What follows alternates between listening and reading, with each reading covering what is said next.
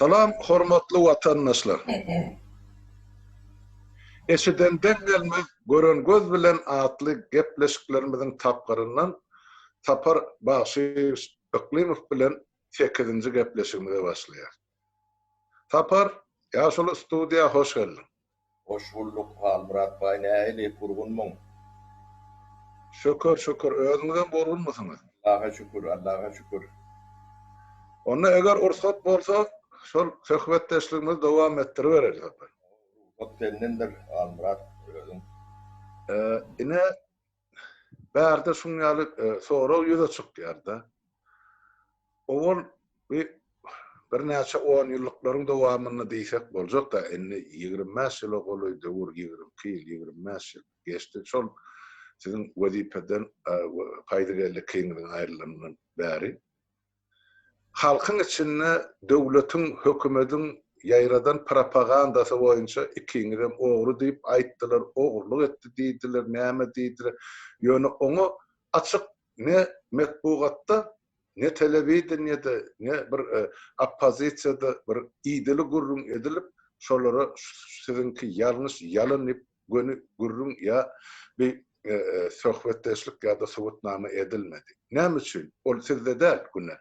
Şol ýene şol siziň aýdan jurnalistika, etika meselelerine dolanyp geljek bolýar. Şo döwürden bäri şu ýylaçel 20-25 ýylyň dowamyny bir bogny asyp, şu zatlary dogry dürst anyklamak, açyklamak üçin siz bilen ýa paýdagelli bilen öz döwrüne söhbetdeşlik geçiren jurnalist ýa-da bir döwlet ýurt işleri bilen gyzyklanýan adam mene göremä. İkinciden, indi siz şu mahal, şunça ýyldan soňra olan zatlary jykmajyk aýdyp oturýarsyň. Meniň üçin gaty geňýagdy. We bir näçe ýene de sorag döredýär. Adamlaryň iki ýaka jaň edip sorap durany bar. Eger hakykatdan saparatlarym bilen paýdagelli beredi. İkisi döwletiň 60% ýanky büdjetin üpçüneden bolsa. Bir döwletde bir gahrman bolup gezmel adamlar näme üçin onu, näme sebäpden ol hökümet bir obrazlaýan aýdamyzda gyzyl ýumurtga, altyn ýumurtga getirip oturan towuklan damagyny sarly diýilen ýa düşünje barda. Näme üçin bular onu wezipesinden aýryp ýok etdi şol hökümet. Ine şunun näme de sebäbi bar? Şular barada näme aýdyp biljek. Halka da beýleki şu meseleler bilen gyzyklanýan adamlara da, dostlara da, düşmanlara da, ikirjeňlenýänlere de, ynanýanlara da. Bir şu taýda bir açyklyk salyp beräýsiňiz Sapara. Murat, bu zora werdin. Ýene bu näkär ýara öňünde bir zatlar düşündirmeli bolýar da. Ben halam ýanladım. Ýöne düşündirýin. Hakykatdan biz ýanky işin alap altyn ýumurtga bolýar. Towuk käkilik bilmedim şolar ýalakda. Ýöne bu gelje ondan degeli boljakdy da. Ýöne ýa-da öňünde bir mesele bardy. Bu haýdy tarapa ýykyljagy dawaly bolup duran mesele. Birinciden ýa milli, ýerli öz halkyna daýanyp döwran türmeli ýa bolmasa milli däl, ýerli däl, ýa ýerli bolsa da ýarym ýerli ýa-da uzakdan demedilýän, hosarlyk edilýän näme ýykylyp döwlet edare etmeli. Şol ikisiniň saýlawynda öňünde de bir bardy, saýlaw bardy. Ýa döwletiň ähli baýlygyny eline geçirýär, döwletiň hazinasyny eline geçirýär, kanun iki dodagyň garasyna gelýär we hiç nemesiz bir tarapda teredik şo var, beýleki tarapda da halyk bar. Halkın içinden çıkan adamlar, kadırlar bilen idare etmek düzgünü var da. Oňam hökman biz reforma başlap, bu wagtlar bu badar iqtisadiýatyna Kökmen geçilecekler. Bitireceğimizde dememizde hiç şüphemiz yoktu.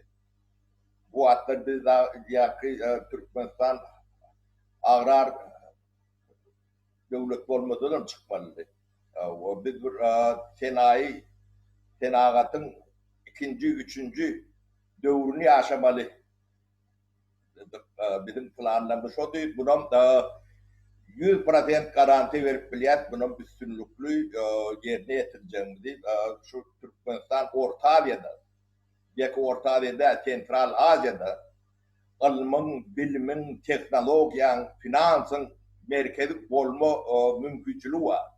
Şunu biz durmuşa geçirecektik. Onu hiç demem şüphemiz yok. Kuvatımdan vardı, bilgimden vardı, gönlümden görüp biliyorduk. Bu olmadığına hiçbir neme yoktu. Kuvvet, müveyt değil. Hiç Arap nemelerine yanaşmayadık.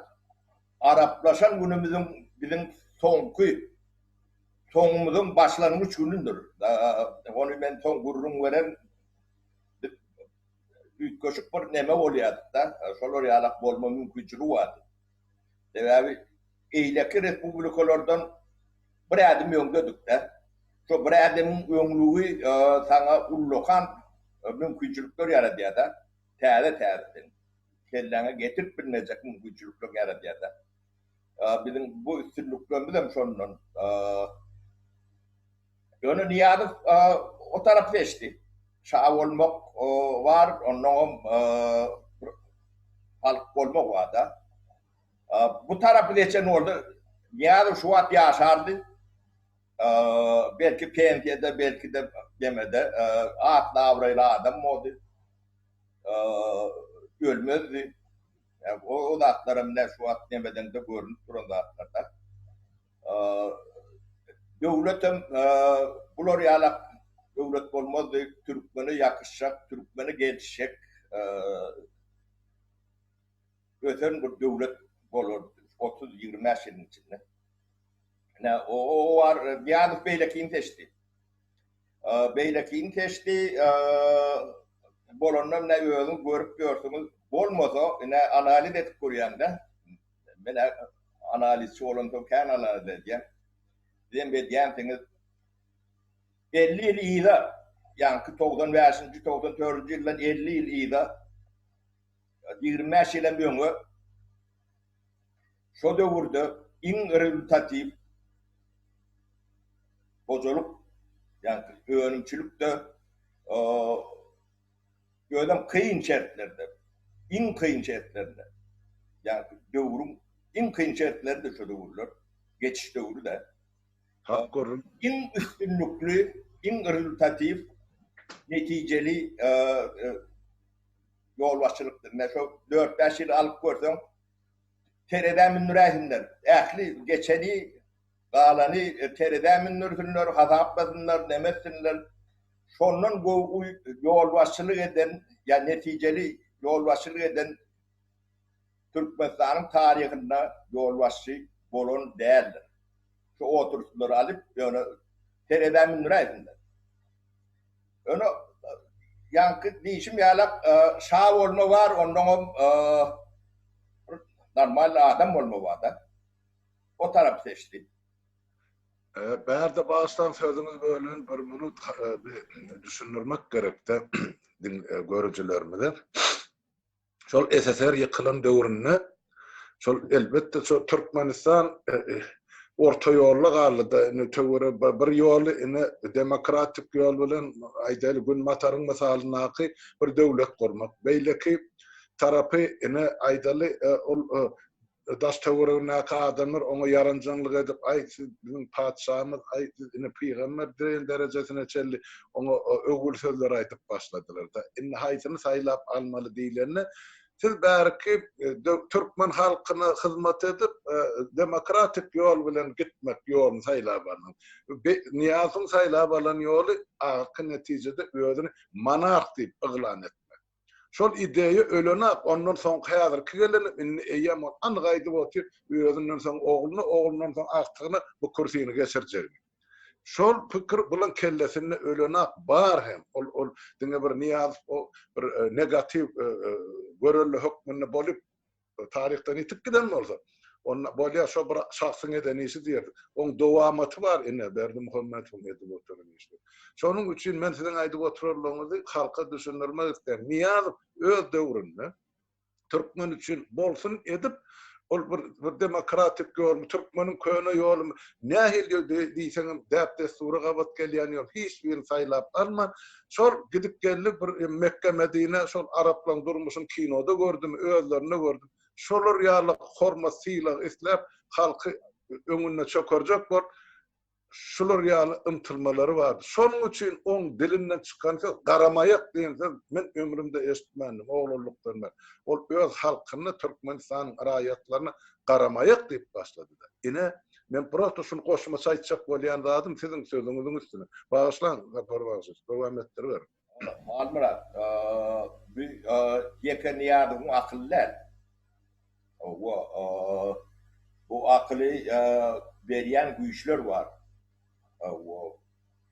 Bunu düşünmek için bırak dünya tarihine din etmek gerek de onu biz aklımız şu atları yetiyor da ne Hindistan, India, Britanya'nın kolonyası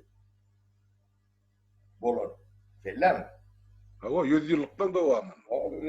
İnternette seyredýänler. Ya 100 milyon, şu adam milyardan eşti de. Şu döwrüm bir näçe 100 milyon bolmaly halky. India, Britanya şonu 9000 adam bilen ya 900 adam bilen edare edip bildi de. Yani öz yetiştiren yerli kadrları bilen, cellatları bilen ödem bir 200 yıl edare etti de. Ne formula bu. Türkmenistan şu an näçe adam edare edýär? Türkmenistan şu an güneşni upravlение edilen döwlet. Onu siz isle kabul edin, isle etmeň de facto. Onun gaty az güç bilen edare edilýär. Indi bu siýasatda, daşary siýasatda, içeri siýasatda öz intellektual potensialini öz eli bilen gırdyrylyp bilýän siýasata wish pilotaj siýasat diýilýär. O Türkmeniň siýasaty däldir. Şonu bir düşünün Türkmen içine vurjokdur, ispalditler. Oň ýerine Berdi Muhammedow bolar, Ertir Allah Murat bolar, Murat bolar, Hal Murat bolar. Ýöne öz elleri bilen özlerini ýok etdirip bilýän, ýani intellektual potensialini Garyp Gatar bilen Daýhan bilen işi bilen olaň hiç işi ýokdur. Bilen ne doğru düşünmek için akıl gerektir. Ben sana bunu düşünmek için başka yerden demedeyim. Elementarny Türkmenin düşüncek dilinde düşünür ýaly misallar bilen demedeyim. Türkmenistan'da näçe tane iqtisadi institut var. Ilmy barlar iqtisadi institut. Şuun kugun. Şuun kunem akademiyede bir vardı. Min ekonomikada bir institut vardı. Fotoğraflomda da bir vardı. Ay 3 tane acemi. 3 ýerden şondan artykmaz bolmaly. Onun näçe tane ekonomik fakültetde, üniversitelerde, institutlarda. Näçe üniversitet boldy şolon hemmesinde bolmasa 60-70% ekonomik fakültet var. Sen bir yerde ilmi ya da başka şu parkta näme üçin Türkmenistan'da parkta ekilýär diýip bir makala ya şoňa mendeş burada okap görmedim. Ya eşitmedim.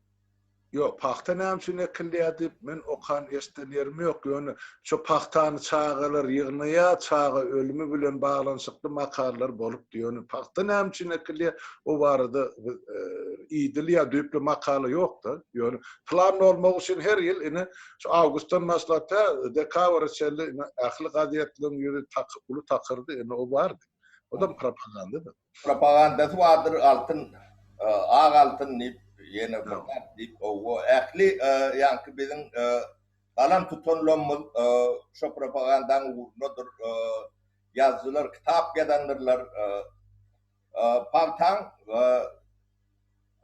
tarapy vardyr, çiğbaldyr.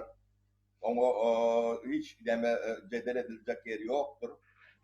Bunun siyasi tarapy vardyr, sosyal tarapy vardyr, ekologik tarapy vardyr. Pakta bizde monokultura. Monokultura diýmän nämedigini bilýärken, onu düşündirip benim gaýtylap oturup indi ýöňkü çağlarda internetde seyredip medady okap bilip bolýar da. Biz detallara näme düşündirjek bolup batal näme oturmaz. Ähli orta ýerde şonda alakdyr. Buňa bir gaty gyýyska gowy düşündiren adam men oğlanım, çağadım. Çağa bolup 15-20 ýaşlaryna oğlandım da. 50-nji ýylyň birinji sekretary var, Tuğhan Babaýew. Habarma. O tarihte badır internette evet. Şoň bulogyň agdyndan canly geçden adamlaryň biri men kakama urun berýärdi.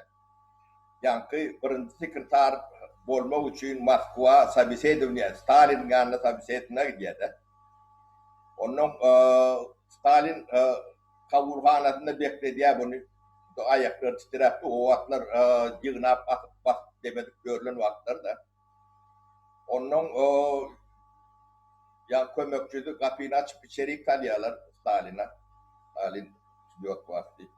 Onuň giriýä bolýan Stalin ýüzüne dereden ok diýerdi. O näme akşykeden ne daşaryk teredip demedin çekýär diýerdi.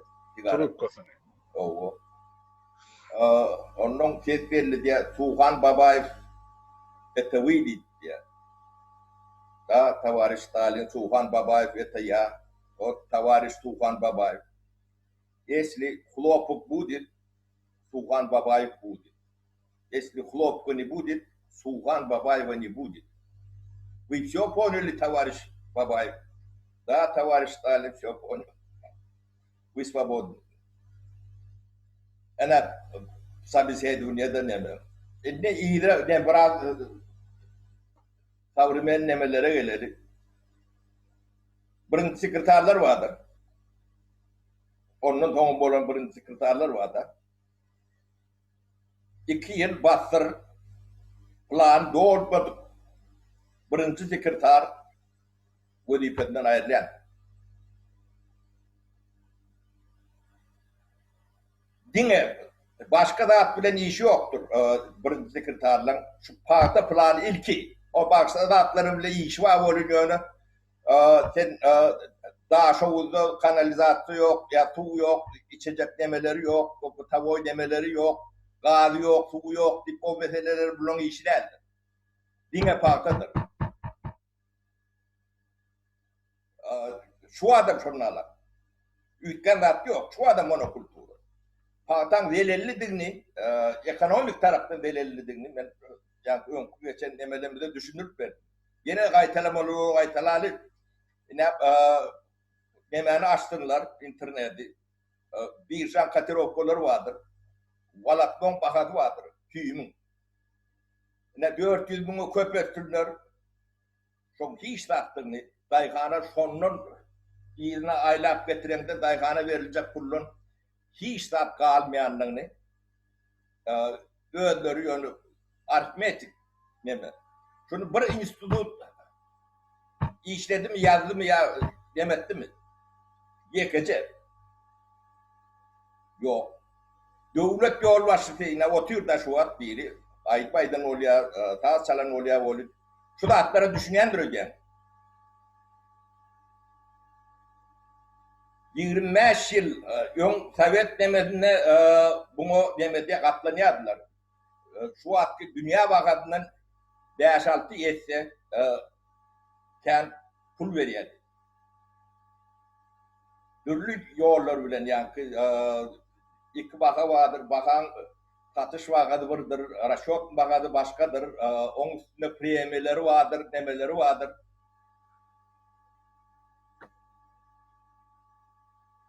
Hava aydı be. Şeylere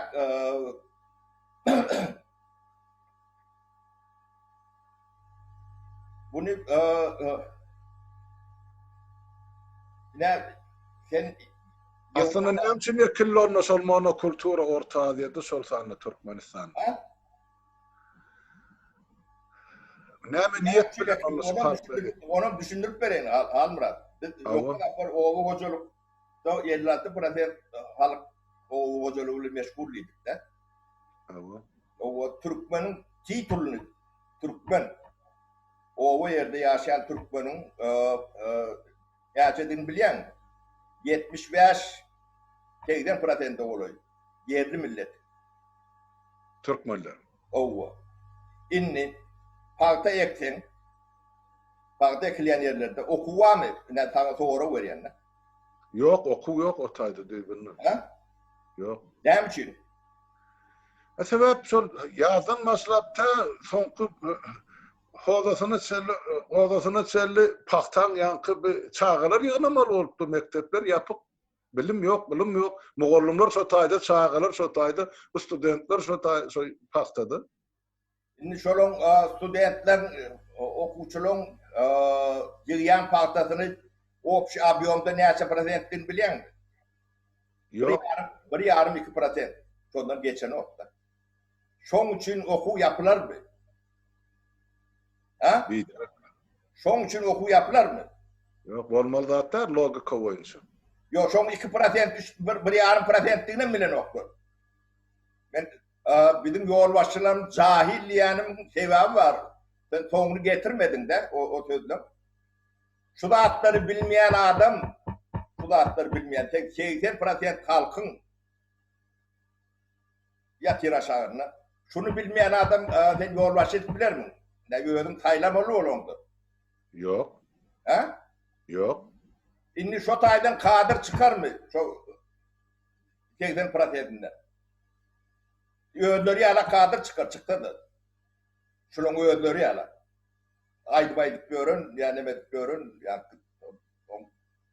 yuvarlıkduğunu bilmeyen, şöyle ala kadir çıkar. 90%. O tevigattır. İçinde 5, 10, 20 çıkıp bilir. Onun kadir oyuncu demediyen Türkmenistan'ın kadirini şu anda çeline şodur yürü diyendirler. Onun çıkanını yok ediyendirler. Bir de şu çıkanın değeri, şunun için yok ediliyor. Bunun demesi yoktur bu da atlar. Bu da atlar düşünmek için akıl fehim gerektir. Türkmenlerin kıtsat şu. O kıt olmasının sebebim şu partadır. Parta öz getiren ziyanı var ekologiye. Dünyanın çorbası. Yıllar bizim yitiriyen yerimizin sağan sağacağı yoktur. O atlar bilen yok da. Onun öğüdünü hiç var iyiliğine kaytarıp yetirilmeyecek ziyan yetirilendir. O kanalı demesi şimdi yankı niyabım çeken köylü vardır. Arağım köylü. O. Bu yankı dünyada bundan samsaklı neme olmaz. Kanal akıttı. Sonra getiren kanalla. Söyle mi? Sen kanaldan su sıkma diye ala geçsen o yankı irigasyon nemelerini şu pulun 3'ten 1'ini şoku yatırsan bir camda su daya olmaya öyle suyun kıt yeri bizim nememiz regionda. Hemen o tak şor çıkmıyor. Teknoloji onun bir irigasyon onu teknoloji var bunlar. O gidip o tayda çölün ortasında köl yani 5-6 milyar harcar. Han çok kölün gururun ne dileyem şu. Gururluya kan neyle gururun ediliydi. Neyle propaganda diyorlar. Ya da yankı nemeni ayvadanal şu at nemesini. Yankıdan kanalın dünyanın şoğurladık betir. Ödüm suğun yeten oku için. Çok üçte biri. Kanallar yeke damca su sigme bir ara edip oluyor. O projeler bazı olur teadat derler. Onu yankı bu da atlara akıl gerek.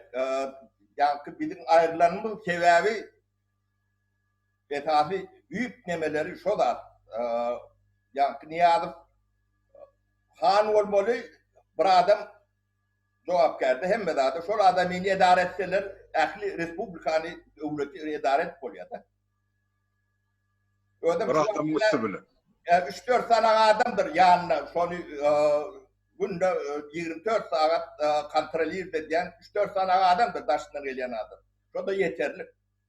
Yani şunu daş siyasetin bu işi pilotaj değil. Yani Türkmen küder o. Düşündün değil mi? Ben bärde üstüne bir söz koşayın. Tapara. Şol Türkmen köylü var Niyaz'ın döretmeli diyen. Şonu döredip başlananına bir alımlan iki yazanı var, aydanı var. Şu Türkmenistan'ın şu Karagum çölünü yer astı suyucu suyun linzaları diye de linza şu katlakta yatan suyucu su. Bir Türkmenistan'ı 120 bin yıl hizmet etmeli suyucu sular. Şu körgelen bilen şu sularım şorlap yine ekologik katastrofa şu tayda yatı. Ol barada da burun ediyen adam yok ya millet yok. Sebep şol Türkmenistan'ın Karagum'da şol önkü koyu sular diye, suyucu sular diye, bunların şor su bilen katılışıp, onların öz suyuculuğunu yitirir. Ol avada da kıyınızım katı doğru. O tada da ekologik ekspertize bolmadık yer. O tada 2 ay ya 3 ay dinzal borcuk deyip o tada 4-5 milyar devletin pulu harc edildi. O tada dinzalayan adamım yok. Bolmalım der. Sebep o avada aylığı asla dinzalı real yer der. Sebep onun ekologik şartları var Kaspий denginin.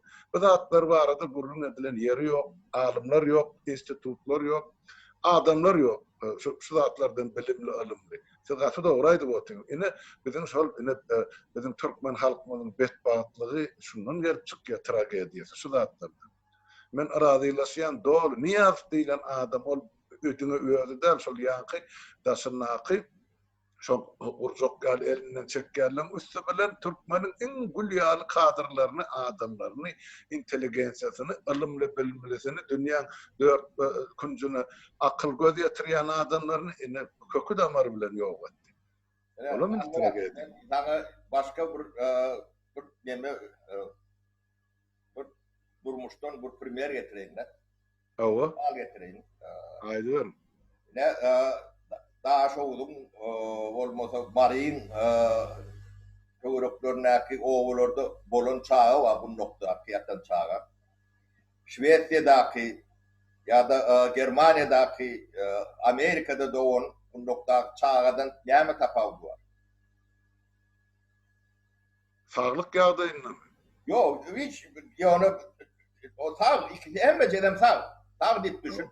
Tapavdu yoktur. Yok. O hem çünkü Amerika'da yetişen çağa bilgili, edenli, volt demet bilye, Germanya'daki akıllı volt bilye, Türkmen'daki cahil volt yetişmeli. Şu da atları bir kellende aylak görüyor mu kendi? Elbette. He? Elbette oylanıp görüyor. Ne yapsın? Milletimiz şu dereceye gelip bir. Yankı bir Picasso'nun bir sözü var. Hudorcuk vardır.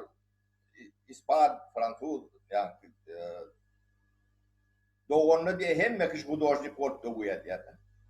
Yani ölünü kendini diye hudorcuk olup kalması diye en ulu problemidir.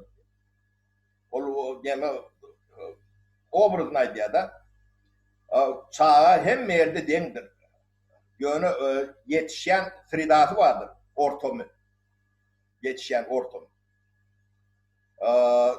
Çağını terbiyeleyen, demediyen o da ilk yaşlarda. 5-6 yaşında demediyendir. Olur yani parta demek kolonyal produkt ürünümdür. Kolonyanın Dine koloniya devletlerine eklendir palta. Amerika'da ekleyendir olun dünya kadar subvensiyeti vardır. Onun yani kara adamlar yığınandır. Kulları plantasiyada kullanılır. Bu an 20. asıra hamra. Sen o ne aylakten teknolojiye geçerdin, ne aylakten senagata geçerdin. Bizden tek biz agrar devletlikten çıkıp bilmeliyorsun. O göğüslerine kalkıp o arkasına dağ edip binemedik böyle top yani tüm yok değil o dağ edip gördün.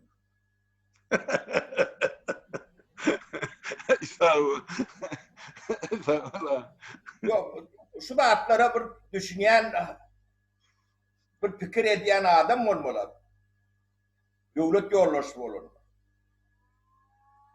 Şu 2%, 3% tahta alacak olup o çağları okudan demeden kaldır. Ne derdim? Şunu düşünmeyen adam hayvan değil ya bu da atlara. Yani adamın değil o hayvan. Şolur yana hayvan bilen Hindistan'ı 9 bin adam 3-4 milyon adamını idare edip biliyorlar. Yönü şolur yana hayvanı ulot edip biliyorlar. Ben bağışlarım prezidente hayvan diye oturuyorum oluyor yönü onların beter. Hayvanların bu at boğuyor.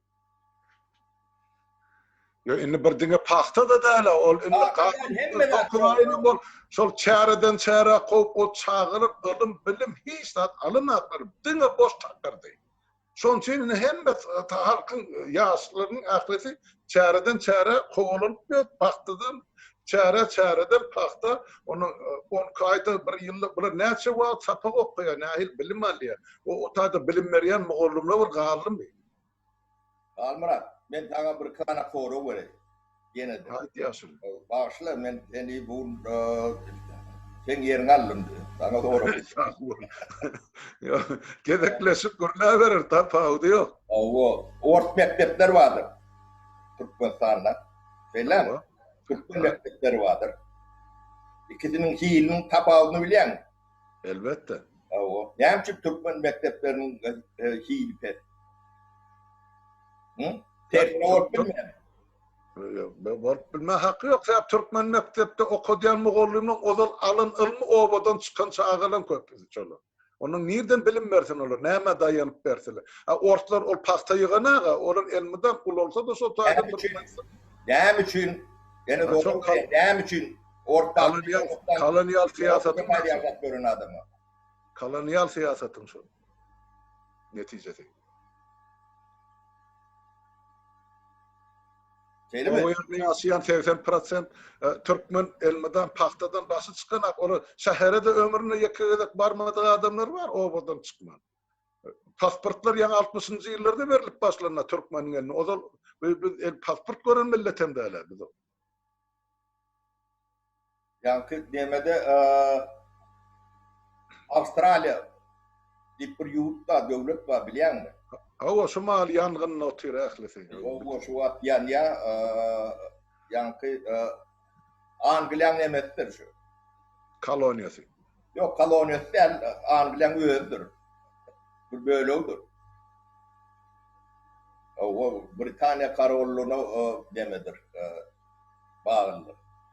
Bayraklarını tenişonlarla. Yerli aborigenler var. Yerli. Şunun statüsü boyunca kanun vardır. Şunu demetmeden vaktin orada okak gör.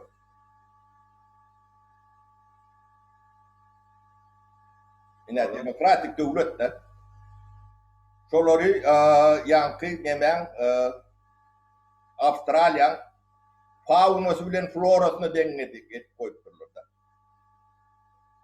Ösümlük ve canlılar dünyasına dengedik. Bir de Sovyet Soyuzu çiğnem, yonkı Orta Paşası çiğnem, tuzemiz. Biz yankı şu demen florası, faunası, yani çölüm, çöl saklamalılar, çölü uğrarıyorlar. Şu derecede de bu büyükten savasız olsa onu idare etmedi kıyına. Çünkü yarım savas olur yalak ediyorlar. Yani demet işletmek ankatta. Düşündürme ankat, demetme ankat. Yani onun yukarı değerler. Devlet yolbaşı siyasetleri görmez mi? Vatançı, milletçi, demetçi. Ben ırkçı değil. Ben ayağımı başka milletten, o Hristiyan milletinden, ikinci ayrıştım, ikinci başkalarım Katolik, o ırkçı olsam olan birem olmalılar. Ben yani şolun medeniyetlerini öğrenenler. Yani Türkmen yalak böyle yani fauna florası. Bir yani Moskva'da işleyen Özbekler vardır, Tacikler vardır, Türkmen vardır içinde. Şolara şu milletin garajını televizyonlarda görüyorsun. Üçüncüsü ortamda hayvan yalaklar. Ana partan ettiriyen yemedi şu. Ana parta tiyatreti. Tevavi upravlaya edip oluyor da halkı. Giden mahzani, parta türüyen bir kamanda bile türüyen. Hem de çok başında daha yani kellağını getiren o davulkan. Onun yeni de burada sorayım. Avrupa'da yaşatıyorsun sen. Şved'de bir tekstil fabrik biliyor musun şu an? Yok. Ehli Avrupa anaylarının ben. Hem tekstil fabrikalan 10 yıl, 15 yıl bundan önce ağaç suylanıyordur kapılarına. Tekstil yoktur Avrupa'da. Bir iki dizayn iplemediyen demeler olmağı mümkün de yönü yoktur. Ne için? Doğru. Bilemem. Bilen o. Türkmenistan'ın ne pasaportu var dünyada? Ay bari ne var? Ha? 70-80'i yetenir mi? Şolar siynet görüp bilen yok. Ne için şu şunlarla? Ha? Vatan çocukları olur. Hak kurum. Ha? Hak kurum. Ne için yok? Ne soru da halmırat. Hemmeti Pakistan'a, Hindistan'a, Bangladeş'e, Hitay'a göçöndür. Ne için? Ardan güç var. Bir tekstil fabrik kurduk. Şu vaat şu tren başlattı. Onu tekstili bir birinci senagat demesi için kurmak mecburiyetinde onun göz halkımızı öğümüz eşip enzam bilen üpçün eder yağlar. Bir de yeteri orta bol ya. Bizim yeterimizden artığı bize gerek gel. Yani ondan alacak peydan yok. O devlet sektöründe işte de vapşe işlat yok. Tekstil ilanleme devlet sektöründe işlat bilen o. Neticeli. Doğru. Dedi işler olmuyor, netice yok. Şu atları düşünen bir kelle var mı Türkmenistan'da? Şunu bir yerde yazılan, pozulan, çizilen, gururun edilen yerini doğuşup mudur? Yok, mena doğuşamaz. İçine, daşına hem mi yerde? Yok. Öz aranızda. Yok. Yok. Siz onun neyle vatançı oluyorsunuz, neyle devleti kaldıracaksınız? Şunu fikir edip görün. Ne edip oturan adamlar, şu tayda oturan adamlar. Devleti bağıta yetirecekmiş. Sen cehalattan çıkman, halkı eşirete getirip bilmersin. İlk bile ondan çıkmadı. Ondan çıkmak için sen ağır devletlikten çıkmak gerek. Bir senagat reformasını senagata geçmeli. Yukarı teknolojiye geçmeli. Bir geçip biliyorduk şunu. Bir katı tiyiz vakti edip biliyorduk şunu. Bu atlar biz 3. 4. nemeye gelmelilik. 5.000, 3.000, 10.000 fermer yani yerler paylap veren yerlerimiz var. 50 hektardan, 100 hektardan. Şolar ehli Türkmenistan'ın gereklerini öndürüp biliyorlar. Yani daşına da şarap eksport edip görünü, hayti, eksport edip görünü hayti, mal, et, küt. Hem mevadi bizim yankı işlen metodologiyamızda, planımızda hem mevzuatlar var. Biz şu reform etme için metodologiyasını tayinledik. O 7-8 saat doktorska yetecek derecedeki işler şöyle. Diğeri metbuata çıktı mı şöyle? O kak gördün mü, eline geçen var mı? Yok. Demçi. Ne soru. Over yamanlı için ne? Okey, ben yüzünde after ya çoğu after deyip bir yerlerine adım geçmeyen olma mümkün. Arırsınlar, çılsınlar, yamaşkan peçat etsinler.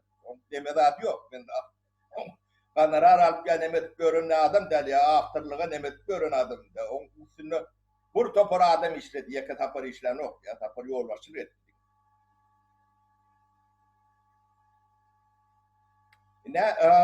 Niye bunun geçen yolu şu.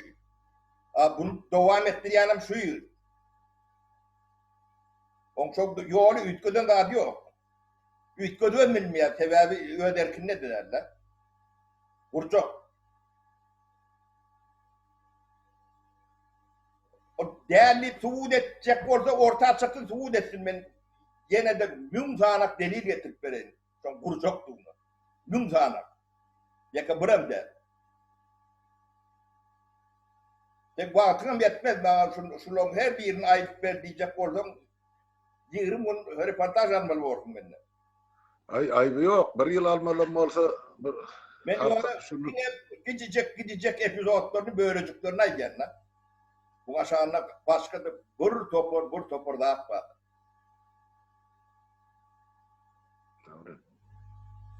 Ne şu fikirleri ediyen, şuraya düşünceli adamlar yaka tapar değil. Başka da şunu fikir ediyen adamlar adam. Onun köpüklere hiç kalmadı yara ettiler. Kakamızın yanında şuurunları çağrılığında verdiğinden geliyor. Yani ben kakam bir yerde bir eseri ya bir nemesi makalesi çıkarılan yeri yoktu. Onu yani 2002 yılda gol yazmalarını taşıyıp çıkarıp yaktılar. Türkmen oğlanları yaktılar. Bak sağan gol yazmalarını. O ben gıycağadım mı Amaral? İkinci taraftan suratını alıp deme asıl şey spread dağı deme gazetlerine de atlarını da beçare geldiler. O tayda 3000'e gol tom kitap var. 3000, 5000. 2 tanlık, 3 tanlık gol yazma. Hiç yerde beçare edilmedik. Yerine görközlük olmayan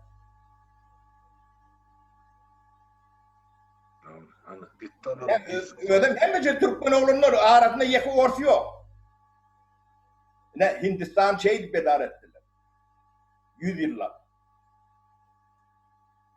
Ne şu adamlara ne kanun koruyucu organlar değiller. Kuromalar. Yani milisiyası vardır, KGB'si vardır, prokuraturası var, suutları var. Ne şular milletin nemesini oryalar da. Opsiyonluğunu, kanununu ben şulan oryanlığına katulu şüphem var. Almırat. Bilemok senin yanmının yok mu? Oğlum ne hemen koruyan bizim bir otur. Olur dinle şol rejimin hizmetini. Olur devlet bilen halk bilen işi olur. Yam 20 milyon avrak vakt be. Yok, bu vardı ol. Eteferi kılın devren vardı. Men bilyen zadım şol hukuk koruyuculuğun içinde de vardı. KGB'sinde de, prokuraturasında da, milisiyasında da vardı. Bir halkına bir doğruluk göz bilen garayan bir kanunun noktayı nazardan çemelişçeli azat olur gömmek gerekkel. Yani son görüyen bütün sistem. Murat, ne ben Kolapkovu işik içindedim de şu Türkmen oğlunun yani olur grup diğerlerde brigada diyen yalar. 3 tane Moskva'dan gelen 20 tane yerli 15-20 tane yerli sledütil yani şoloryalık nemeleri brigade diýerler de. Şu Türkmen oğlunun bolşunu bir görsedin almırak. Bağırını kırardık. Elinde nemen oldu. Ne şulon köpsi juridisk fakülteti utoran oğlanlar juridisk fakültetede 80% götüke edilen çağları iyiyette. Ya pullu ya neme. Onun düşüncelerim şu. Ne bu yankı milletçilik düşüncemiz şolur ya. Bizde milli düşünce dilen dağıtmadan ente oyunmadık. Yankı belki de toplum eklenenler ya da düğünler yok edilenler. Yani 100 yılla yok oluyor da 130-140 yıl olup geliyor da.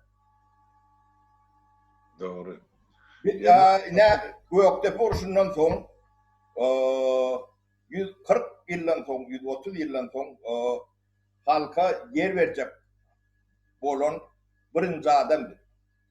Halk hususi yerli, mahalli, mülklü bolup bilecek nemesine yine de bir yıl gayret eden ortalar diye diyedik. Bir yıl. Bunlar yönü vaktinde yönü nemedik tamam tedbirleri bilen tiyir ayırdılar da. Yine bir yıl. Al mülk demek devletin bir sütünüdür. Esas sütünlerin biridir. Son kurdurmadılar. Şu sütün olmadan bizim devletimiz yani milli duygularımız işlemez. İşledi, tertini işler. Ne ben ya patorlardan gururun ettim de. Ben şunun köpüsünün nemesini yağdayını bilyenden içine girmese ben Türkmen devletine hizmet ediyen birdir ikidir çıkar. 90% kime hizmet edecek deyip öğrenlerini atıp göründürler. Kim istediği hizmet edip bilyenlerdir. Yönü yeke Türkmen'i Pator'dan kapısını açıp ben şunu oraya problemim var deyip barıp meselesini çözün bir Türkmen adam orada getirip görkedim ben okumaydım diye iliyordum. Pator ilçana sen men on behbidini korumak için şotaydı. Ne şu başındaki adama ne mi diyeyim şunu? Şurada halkına hizmet eden adam değerlerini ben 100% garanti veriyorum. Doğru. Yeme sapar yaşır gel şu yerde din haberiyle gepleşimi devam ettirip. Bugün katı gittim var biraz. Yok katı deme.